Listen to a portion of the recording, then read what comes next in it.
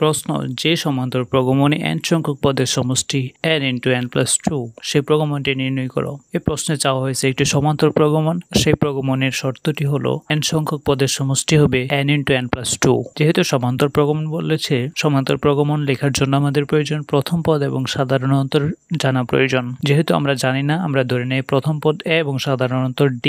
তাহলে প্রগমনটি হবে প্রথম পদ a, দ্বিতীয় পদ a + d, তৃতীয় পদ a + 2d, চতুর্থ পদ a + 3d, এভাবে চলতে থাকবে। প্রশ্নে প্রদত্ত শর্ত অনুযায়ী প্রগমনটির প্রথম পদ হবে n × n + 2 এবং প্রথম দুই পদের সমষ্টি হবে 2 × 2 + 2, প্রথম তিন পদের সমষ্টি হবে 3 × 3 + 2, এভাবে চলতে থাকবে। এখন যেহেতু আমাদের প্রথম পদ এবং সাধারণ অন্তর জানা প্রয়োজন, এগুলো আমরা প্রথম দুই পদ থেকেই পেতে পারি। সুতরাং প্রথম এক পদের সমষ্টি s1 = 1² + 2 × 1 = 3। প্রথম দুই পদের সমষ্টি 2² + 2 × 2 = 8। এখন লক্ষ্য করুন, প্রথম পদ আর প্রথম এক পদের সমষ্টি কথাটির অর্থ একই। সুতরাং প্রথম পদ s1 = 3 আর দ্বিতীয় পদটি হবে প্রথম দুই পদের সমষ্টি এবং প্রথম এক পদের সমষ্টির বিয়োগফল। দ্বিতীয় পদটি হবে s2 - s1।